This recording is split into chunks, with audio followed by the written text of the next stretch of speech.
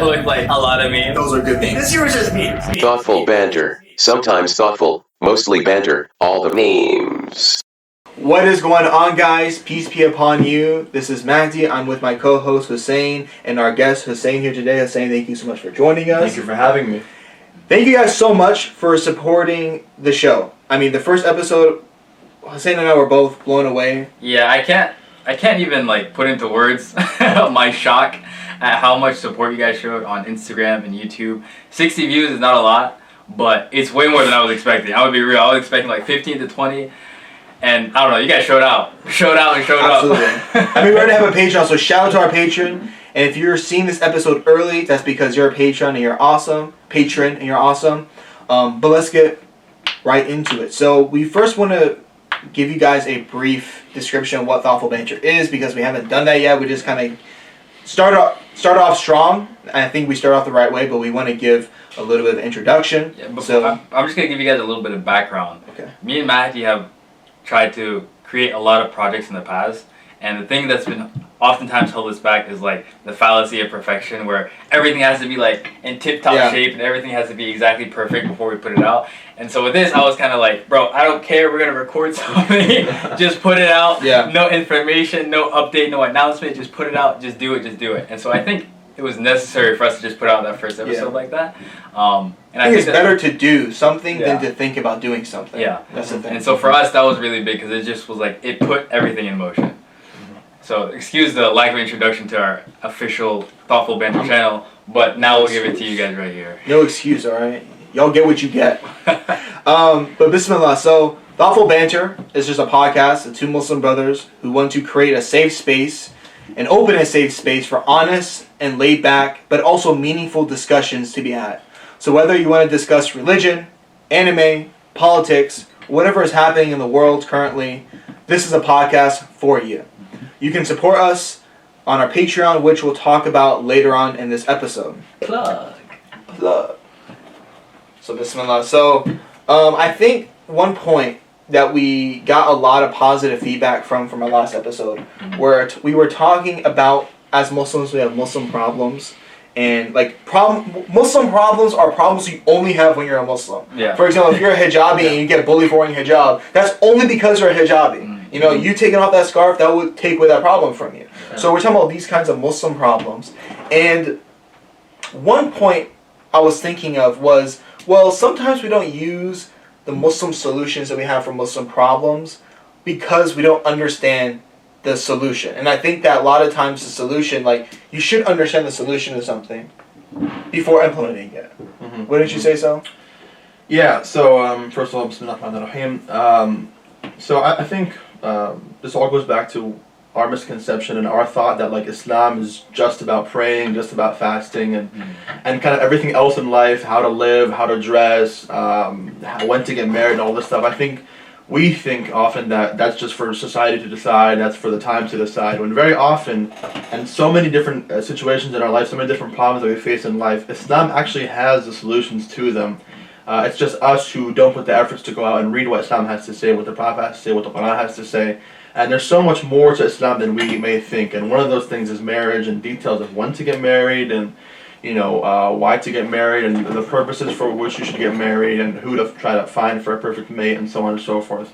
And yeah, I think we need to put the efforts in trying to learn more about all those that Islam has to offer, and especially in this case. But just to kind of piggyback on that point, a lot of people have their, Islam is for my religion, so I have Islam whenever I'm at a masjid. I have Islam whenever I'm amongst Muslim, and then like outside of those areas, it's just societal norms or society or culture that dictates how I act. So I have religion for when it's time to be religious, and then at all times outside of that time, it's like I'm doing basically what I want or what the culture has informed me. I think that's very human too. Like I mean, as humans, like we are.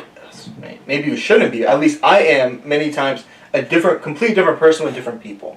Like even to the smallest thing of like personality difference. Like if I know one guy's really into sports, I only watch MMA, so I'm just going to talk to him about MMA. Whereas I talk to someone who only watches. You want to relate to people around you. It's a pretty human thing. But I think the problem is, as you said, like, and as both of us said, what we're seeing is we're only making Islam one thing, which is basically us going to the masjid. Yeah. And I don't think even kids are necessarily to blame, because where do kids get it? The parents. Yeah. You know, if you are like the head of your household, or you know, like mother or father, whatever, you're influencing your children. And lots of times kids see like really weird messages in the house. Like they might not, like the family might not pray Jama'ah.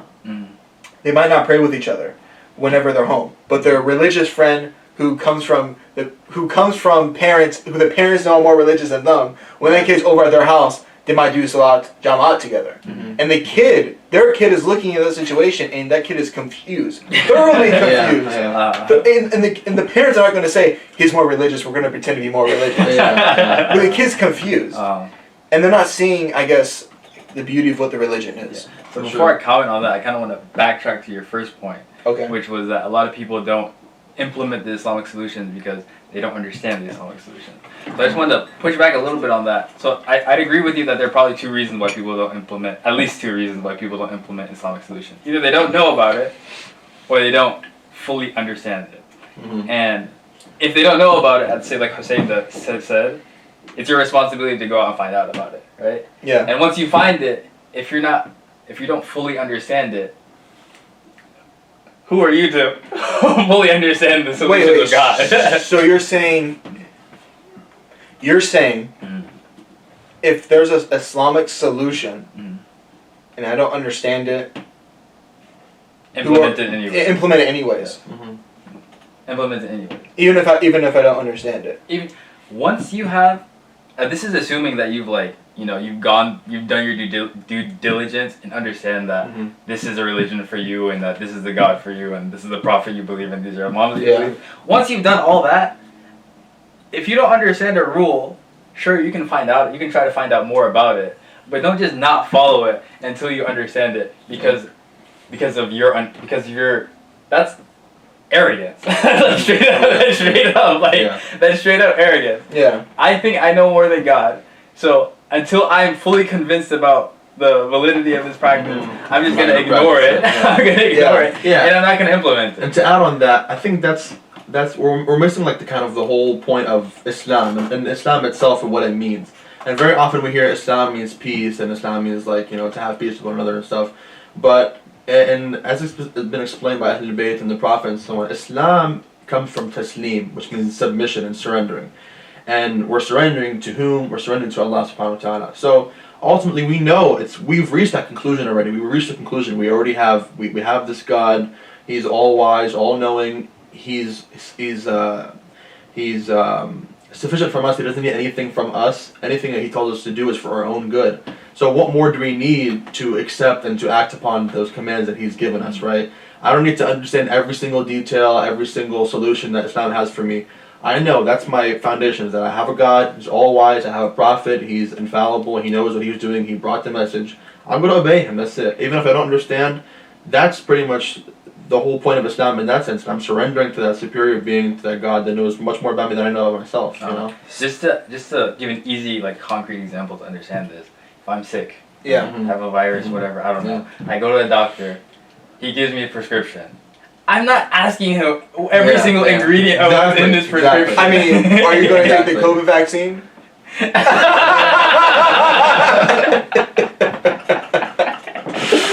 I think that's relevant though, because I think the thing is though, right? In your scenario, you already trust your doctor. Yeah. But in this scenario, I'm assuming I said from the beginning. Yeah. In this, you already I'm assuming that you've already bought into this. Yeah. You know? But I think the underlying issue is that actually a lot of people haven't bought in. Yeah. Because again, it doesn't make any sense unless people are completely just being purposely stupid. Which I don't think most of the time people don't try to be stupid. Yeah, for sure. That means they haven't bought in. I'm sure we've all had. I think everyone who's grown up Muslim has knows someone that left Islam and has had some kind of conversations about doubts. And if you don't know someone, it's because you know yourself. That was you, bro. Everyone knows someone. Could be, yeah. And I think we've all had those late night sleepover discussions with this person. Yeah, that's really deep. And that is the issue. It's it's always some kind of there's this deeper doubt, right? And it seems like this doubt really holds them back, but the thing is people don't voice this doubt until way down the line when they're basically on the path of, when they're basically on another path. You know, they'll literally come pray, they'll make wudu with you, they'll pray with their parents, do all this stuff, but by the time they're already talking to a sheikh or a scholar about their questions, they've already in their heart like, Islam not for me. And I just wish I wish people were more honest early on, but to be fair, that's why we have to have like safe spaces. Yeah, exactly. You know? Because those misconceptions, those doubts, they have to be addressed from the very beginning, and that's why Islam stresses very often. Do not keep those doubts, you know, especially the more serious they are, doubts about God, doubts about the Quran, and so on and so forth. Address those doubts. Find somebody who's knowledgeable. Find somebody who can answer those questions for you. Don't leave them lying over here. Even if you may think, oh, you know, it's not going to really affect me much, because it will if you keep thinking about those doubts, and if you keep leaving those question marks and not answering them. Down the road sometime, when it may be too late sometimes, then you may have just completely left Islam in your heart, they're going to come back. Your head is the biggest echo chamber. That's all the Banter. Your head is the biggest echo chamber. My mom always used to tell me, you know, if you ever have, and not just about religion, literally anything. If you ever have like doubts about yourself, doubts about where you stand in like society, this family, literally anything, don't just sit with it yourself. Dude, your mom is smart. You're going to just reaffirm everything. Like your doubts become convictions, you know, and you start acting upon your convictions that were based on shaky doubt from the beginning. Like exactly. So your head is your biggest echo chamber. That's facts. Like you're basing your choices off doubts and not off the actual answers and actual evidence. Yeah, you're going off those doubts. It's like, dude, you don't even know what you're following right now. Dude, you know that makes me think of like that is such fact. Shout out to your mom for that because.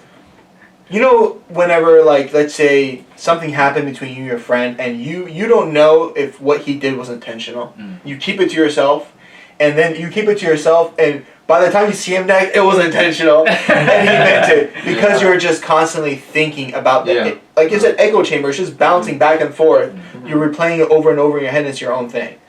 Just to give a little bit of an anecdote, the reason why she, not the only reason, but one of the reasons why she said that is because I have a big family, right? And so, in big families, people are different, personalities are different. Sometimes things would happen to someone, and they get their feelings hurt by it. But they wouldn't, like, voice it. They wouldn't voice it at that moment, or they wouldn't voice it to anyone, or like my mother, or something like that, later. And so they just keep it to themselves, and they'd be like, yeah, you know, whatever. It happened again. And it happens again because they don't say anything, right? And then, you know, it happens again. And this person that's doing it to them is not even aware that they're doing it to them. Not aware that they're bothered by it. Not even aware that they're doing it to them. Right? And then finally, after they kept it in for so long, it happens again, and they just explode. And then the person that did it, they're like, what is going on? Where is this all coming from? Exactly. They didn't speak from the first time. And then the person who exploded looks like the jerk. Exactly. So it's very similar situation. And so very often, okay, there are some things you could sit down and just think about yourself, but many of these misconceptions, many of these doubts, you're not going to really get to answers by sitting down there by yourself and thinking about them. You know, you're going to have to go and do some research. You're going to have to go do some reading. Ask somebody who's knowledgeable if it's more easy for you. But some things, if the more you think about them, they can even leave you down to more misconceptions and more doubts. And then you even start looking for information to confirm. Like specific information to confirm your bias. You know? And I think, and to be fair, I do think it's hard to find people who are like very genuine truth seekers, like people who just do research and are just looking for the truth and they're not trying to confirm any of their own biases. And I think the way you know when you're doing that is whenever you find something that challenges you, you don't run away from it. You know, like Malcolm X did that. Malcolm X was in prison.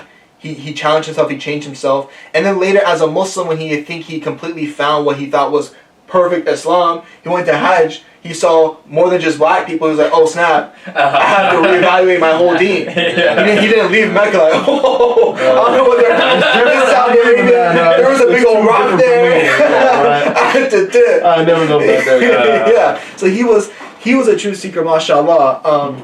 And that's probably been my...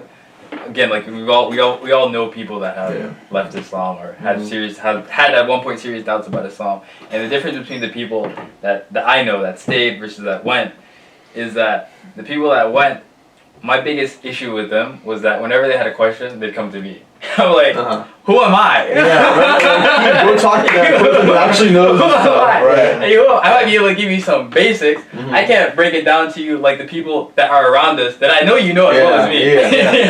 You know? And then I think that also goes back to those knowledgeable people making that safe space and making that environment where the younger people, the youth, those who have misconceptions, whoever it may be, it's not just always the youth, that they're comfortable enough to go and say, hey, listen, I have these misconceptions, these doubts, I want the answers for them. And if they're really showing they're sincere and if they really want these answers, they should have that, welcoming from those scholars and those knowledgeable people, you know. And discourse. And unfortunately, and there are the unfortunate times, and I don't have any statistics, but I'll make my own. 99.9. But there are unfortunate times. Like there has to be a good amount of times where scholars or people who have power do turn people off of the religion because their answer to the question is just so, I guess, dumb, so unthoughtful. Like you're just giving like if someone asking a question that's a technical question, but they answer it technically instead of philosophically. Most of the times, like philosophy is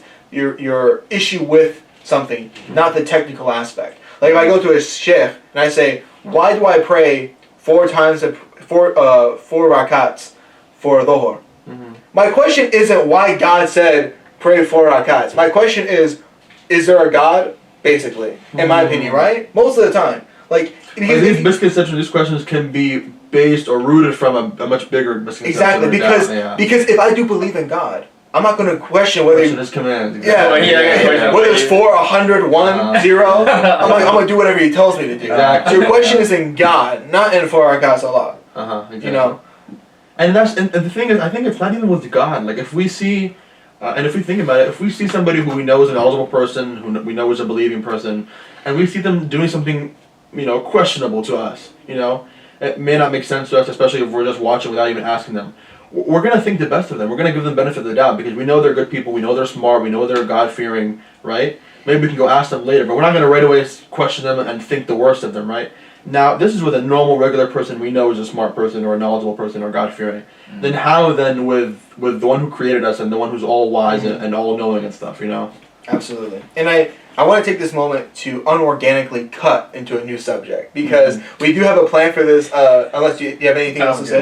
No. So, because we came in here with some bullets and points today. We want to talk about what we just talked about. And we also want to talk about marriage because we need to talk about this marriage situation in the Muslim community. I don't know how much you guys want to hear 3 single guys talking about marriage, but anyway. You're going to hear about it until we're no longer 3 single guys. Yeah, right. Until it's no longer a problem. That's the punishment. And then we're still going to talk about because we got to help these other guys get married. That's the goal. But we talked about it a little bit last episode, and I forget exactly what we're talking about. But I think we talked about it very generally. We're talking about marriage being the Islamic solution to Islamic problems. And how parents often tell their kids, wait until you're done studying. Yeah, or basically a very bad criteria how we get married. Because they mentioned the whole race thing, and then we just decided to get married based off of money, doing all this kinds of stuff. But I think it's important to highlight, like, okay, if you're like our age, like we're like all 21, right? 20, 21, 21. If you're in your 20s or late teens, or maybe you're like 24, not married. mid-20s or something like that. Whatever. If you're a single guy, I think it's important for us to try to give some kind of solutions, because although none of us here are married, we're trying to get married. We're on that path, inshallah. So we gotta get some keys out here. Exactly. And unfortunately, I'm telling you, the single guy's telling you, but that's not my fault. Tell the guys who are married in the community who are making 6 figures to help out the kids. Right. But until they're married, we're gone. Exactly. Yeah. But as soon as they do it, we're going to do it. And if anyone here is watching this and is annoyed, like, who are these young guys? Okay, bros, you step up. You talk to these young guys. Come on the podcast. Come on the podcast. Yeah, right? Because seriously, like we see some of that thoughtful banter, guys. We do because we do see like lots of these guys who are just married, and they're just not helping these other guys get married. Like, bro, you gotta get back. So we're thinking about it, and first of all, I want to know like your guys' opinions. Like, what do you think about like, I guess, the right way to start going about young marriage? Do you just think people should just like get married off rip, or do you think there's like some criterias in place for you to get married as a young person? Can I go first, or should I? تفضل. So, That'd be. first and foremost, I think any advice and criteria and whatnot should come from our religion, right? We know, we should acknowledge the fact that if we haven't already, that we're not more knowledgeable than Allah, we're not more knowledgeable than the Prophet when it comes to these different criteria and reasons why or how we should approach marriage, right? So I think first and foremost we have to understand what marriage is, right? And that it's not just you're finding a woman or the opposite gender and fulfilling your desires and that's it, right? Yeah. This is the start of a family, and as the hadith say, that there's no structure that's built stronger than the structure of the family, right? It's so important because you're going to be making that environment for yourself, which is probably going to be for the rest of your life, and for your children as well. And it all starts from way back and before you even get married and who you choose. You're thinking, okay, I'm getting married for what, right? I'm getting married. I could be fulfilling the desires, of course, and that's why we have the desires must be fulfilled, right? But there's more than that. I'm getting married so that I can complete my religion, as the narrations say, like completing or getting married is completing half religion. Some of them say it's 2/3 of your religion, right? It's very important. It's a big factor, right? But you're not just getting married for the desires. You're getting married as well to contribute to society. Getting married to contributing to religion and serving your religion. How can I let this marriage that I have, or how can I find somebody, or who can I find that can help me, serve the religion, and I can serve the religion with them and have children that will serve this religion as well, right? And be religious people first and foremost so that they can actually serve the religion. So I think that's why the stress comes from the narrations and from the Prophet. And very often, and back then, people would think, this is before Islam, or even the Arabs generally, whenever they would think of getting married, they think of, wealth and from a famous tribe and, has a high social status and whatnot. But when Islam came, and the Prophet came with these lessons and with these criteria, the first two characteristics, and he stressed, I'm sure you've all heard this, that the person who, if you're pleased with their religion and their akhlaq and their manners, right? So I think, and this is for both, for male and female, right? Of course, there are other details and stuff like, for example, you can't just ignore looks and appearance and physical things. Yeah. Again, you're going to be waking up to this person every day, so you should probably like the way they look, right? Yeah, exactly. Probably. And don't just say, unless you're one of those people that just is simply attracted to intellect and brains. Yeah, you're not woke for denying that like you past like physical beauty. bodies in another realm. Yeah, you're not woke, bro. So. But the main two keys, though, is finding their religion. This person is a religious person, right? Look at those keys. Does this person care about their prayer? Do they care about their hijab if it's for a woman? And, of course, for the man as well, they have their own hijab. Are they going around, associating with people who are not, associating with women who are not related to them? Are they liking woman pictures that are not, like, covered or and so on and so forth, right? Instagram, right? Yeah. And a big key is if they're even posting stuff, and I just like it, and they're posting these people who are not observing their hijab and so on and so forth, right? Look for those keys. Or, for example, if this person is known to be somebody who attends the masjid and goes to the mosque and ultimately cares about their religion, right? And I'm not saying they're 100% going to be a good person if they go to the mosque or wear a hijab, but these are the keys, though. Good signs. Good signs. And if they're missing these basic signs, then you can only imagine what's actually there, right? I feel like, unfortunately, we do still live by, like, basically what the Arabs were doing before. Right? And unfortunately, at the same time as that, we have to have the akhlaq. We have to have the religion on point. But we also, to earn, I guess, like if we know that people are picking, the criteria for marriage is some kind of success, it's also our responsibility to show some kind of success. Or to show that we're on that path. Because at the end of the day, you can keep praying for a wife. And Allah provides. But at the end of the day, like, bro, it sounds bad. You gotta play the game to an extent. If the game is success, then okay, how can I play this game and also be a good Muslim? And it's not like being a Muslim is not part of the game to an extent, right? Like we should be successful. We should, sure. If the role of a husband is to provide, it's to sustain. So it's like, okay, at least show that you're almost about to be able to sustain my guy. So I'd argue that's not really playing the game. It's not playing the game. I'd argue it's not playing the game. I argue that having a plan and having goals in mind for you to be able to eventually fulfill your responsibility of being that provider, that is following what you're supposed to do. Yeah, that's not like just acting like taking a role. No, it is, but I'm saying to some, that is a game because their misconception is. I think maybe playing the game would be waiting until I'm in my career making 6 figures and then looking for a wife. A lot of people playing the game. A lot of people playing the game. A lot of people playing the game. A lot of people playing the game.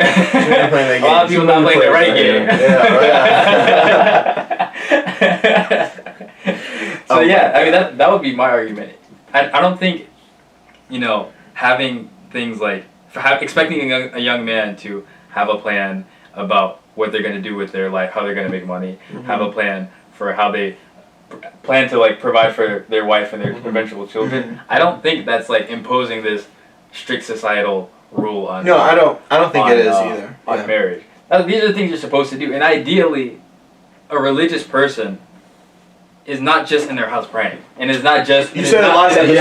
Last time. Yeah, exactly. A religious person is not just in their house praying. They're not just like showing good akhlaq and having good manners. Yeah. They're out in society doing these things. The imams worked. The prophet worked. They had jobs.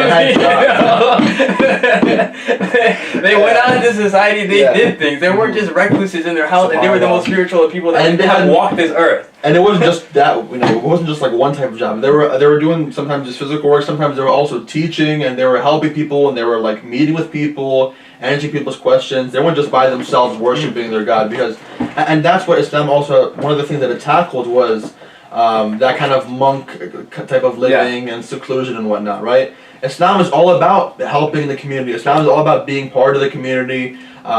First and foremost, of course, you're helping yourself, providing for yourself, and helping out your family and trying to grow your family in that environment at home. But then you're also trying to be a part of society. You're trying to be out there helping others, trying to be out there, addressing these issues with the people, right? Not just everybody kind of all by themselves, and the only time they ever meet is in the masjid to pray, and then everybody goes back to their own secluded life. Yeah. Right? So I think the problem is we have created like a disconnect. Again, it's like we keep putting Islam into a box that Islam does not belong in. And I think, I don't know why that is. I don't have the answer for it. But it's important, like you guys are both highlighting these amazing points. Like, I guess, at least myself, I know my problem growing up was whenever I wanted to get married when I was younger, I was only focusing on the spiritual, again, I'm doing it. It's Freudian, it's like it's in your mind. It's like I was gonna say I'm focusing on the spiritual aspect. When that's not the spiritual aspect, that's the praying aspect. I was just like, give me a wife. But instead, if I back then was working like I am now, right now I'd probably be married. I wouldn't be having this conversation right now. I'll be telling y'all exactly what I did. How I was successful with it. Yeah. So let's talk about this. Like Islam basically really gives us the outline of what it means to be a complete human being. I was reading an amazing book. I'm going to mention it again in this episode like I did last one. It's called Marriage and Morals by Sayyid Muhammad Rizvi. It's an amazing, beautiful book. And it talks about like this, I guess, these misconceptions that we have, right? There's a hadith in the book, and I'm paraphrasing it because I'm not an encyclopedia, so don't hate me. But the hadith it basically went across the lines of a woman came to the Holy Prophet, peace be upon him, and she came up to him and was like, basically she was talking to the Prophet like, listen, like, Rasulullah, my husband fasts all day and prays all night, and he doesn't eat meat. And I guess eating meat is probably some kind of sign of like lack of energy. Like he doesn't eat like any kind of protein, whatever. I think it's like trying to be like try to leave those nice foods of the world and just bear with only like bread and salt and water. Like try to be like a holy man. Yeah, exactly. And basically, the lady was insinuating that he doesn't come to his wife for any kind of urges at all. Basically, he's just like salam. Oh, I can't see you without your hijab. Type B. And that's his wife. And how I remember the narration, could be wrong, but basically I remember it as he was so the Holy Prophet was so upset when he heard this that he left the house without wearing the slippers. He had them in his hand. Wow. And bust down the door. The guy was praying like, extra salah. He's like, stop it, bro. like you're walling out. You just obviously the Holy Prophet was saying you're walling out. That's me saying. So it's like that's your commentary. Yeah, that's my commentary. Translation, you walling out. So you see, like this is even like a misconception we had then. Yeah, and there were like groups of people that like literally became monks, Islamic monks, right? They fasted from food, they fasted from worldly desires, they stopped like being with their wives, and they were like, we made this vow to God. They're telling the Prophet sallallahu alaihi wasallam, they're telling him, we made this vow to God, and then the ayah comes down, it's like, Allah does not hold you to your, stupid vows, basically. Something like that. Something along those lines. Yeah. Allah does not hold you to your vows that have nothing to do with it. The Prophet told them, he was like, I don't fast every day. I go with my wife, and I sleep at night. You think some of them were saying, you think you're better than me. Yeah, exactly. So that's like these misconceptions. I feel like are like a timeless thing. You know, like we see spirituality, we think it's like very abstract and being like on a new level. And we even see it nowadays, like with social media, like people who are like trying to be people who weren't spiritual try to be spiritual become the exact polar opposite. And I think Islam wants us to have some kind of like balance. And I think the difficulty is like our responsibility is to exist in the world and be very much part of the world, but not be of the world. For sure. And that is so hard. That's so difficult. It's difficult. It's very difficult. Very well said. Because it's difficult of differentiating or like making sure that this dunya and this world is a means more than like the goal and the ends, right? It's like it's not your end goal to have like to get the best of this world, right? You're using it as a means to ultimately serve Allah subhanahu wa ta'ala. And it feels like, to me at least, while you're here, you're supposed to get as much done as you can, like in a good way though. Like be a millionaire. Why not? Like, don't think money is bad, but are you doing it to serve Allah, serve your community, to be that inspiration to people? Like, give these kids some scholarships, like spread that wealth, you know? Or are you doing it to fulfill your ego? Yeah, exactly. That's the intention. And that's what some people think. They have a misconception of, Islam is against having money, Islam is against being rich and whatnot. And that's not the case. And it all goes back to like their misconception and their picture of Islam as saying it's just very spiritual. In that sense, it's spiritual and only praying and fasting and leaving everything in this world pretty much and kind of living all by yourself. And that's not the case, And very often the Ahlul Bayt would stress on wealth being a very good helper in iman and belief, because when you're in a good financial situation, it helps you not lose belief, and it helps you go and help out others. And whenever for example, sometimes some people would come and they say, I can't get married because I don't have a dowry, for example, and then say, okay, give him some money, and so on and so forth. So wealth is very much important. It's very much necessary in this world. Have a big house and hold my majalis in it for us, Okay. Why don't you come a little closer, by the way? I think we have some space. We have a lot of gap. All right. Between here, get a little closer. I want you more on camera. Is this corner too tight? I'm just afraid you guys will eat me up. Yeah, bro. Yeah, there we go. We're this is a lot snugger. Alright. So I think we went over some great points. Yeah. I think now let's talk about like constructive, applicable points for someone right now. If you're a young man, you're watching this, and you want to get married, you're 16. Hopefully, like the younger you're watching this, the better, because we've all been on this path. Yeah. And I guess if we share with you guys right now, and you're younger, inshallah, by the time you're 19, you're at where we're at, while we're 21 and 20. So I would say like let's go around, give some advice. I guess I'll start. Yeah. And let you guys think about what you have to say. Personally, I think the best thing to understand is like money is not bad.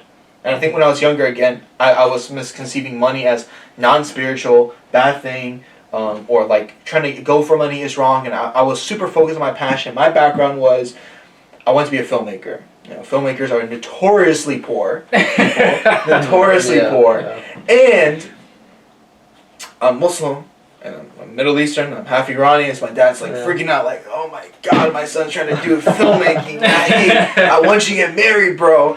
And I was super set on that path, and I have no regrets, alhamdulillah. But I wish I realized early on that I can still be a filmmaker and not have to just study filmmaking. Like, look at the example from the Ahlul Bayt, peace be upon them. They, like, I mean, dude, they all have multiple jobs. Imam Ali alayhi salam was, who made wells, was a farmer, right? Like, he had many different jobs. He did what he had to do to pay the bill. Yeah, they very much so, were making a living, Yeah, and exactly. Me, like, I was just thinking, I'm going to be a filmmaker, make money doing film. And right now, in my way now, I am pursuing filmmaking. That this podcast, I enjoy editing this podcast. I have my own YouTube channel. I'm filmmaking, but I'm also studying something that actually pays money. Pays enough money for what I want me and my family to be having. Yeah. So I wish, I guess, to summarize that point, have your passion, right? If you're passionate about whatever you're passionate about, do that thing. But have that thing you're passionate about, and then have that thing that you know for sure can get you money. And do both those things at the same time. Because it's good to be someone who has multiple skills. Because at the end of the way, at the end of the day, the only way to, there's no guarantee, but the only way to guarantee income is by having a skill set.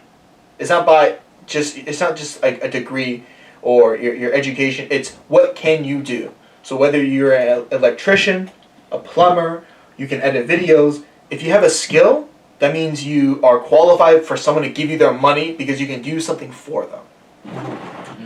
I think just one thing to add, Imam Ali Islam says, the value of every person is what he can do, pretty much. His skills, right?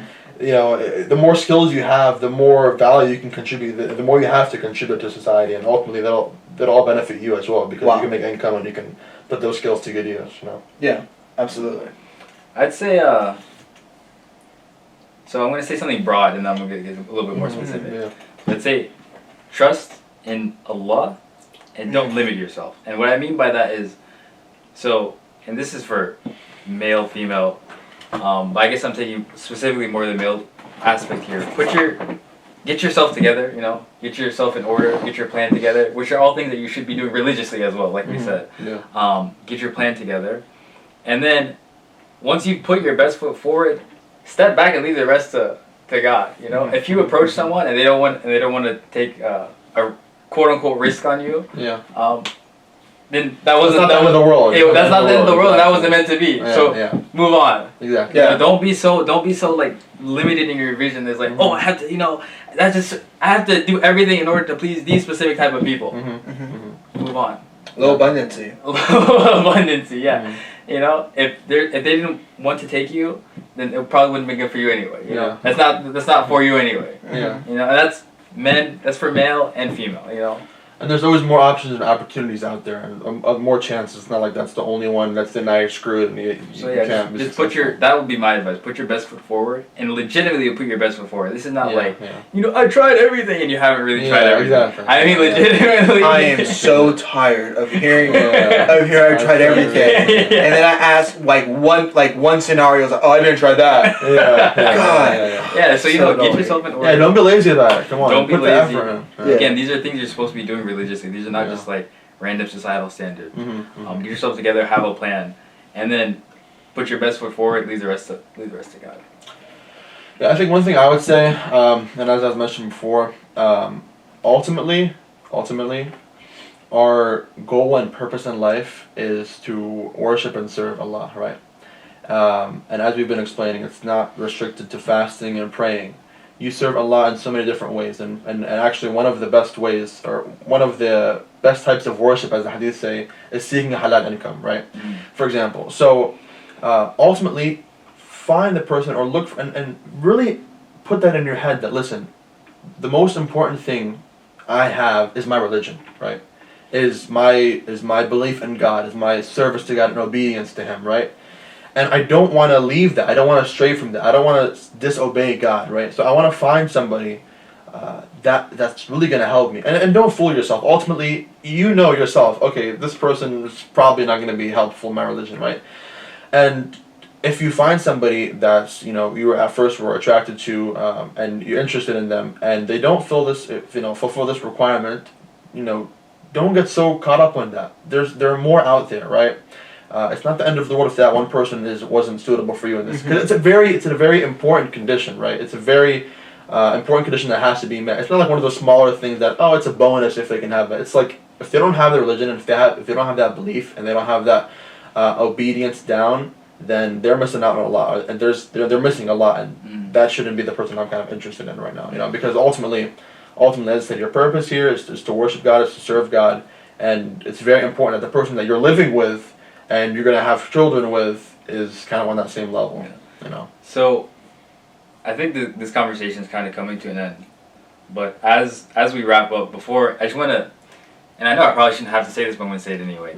This is, when we're talking about this, please don't get the impression that we're like talking down on people or like think that we're holier than everyone. Yeah, no, you know, for sure.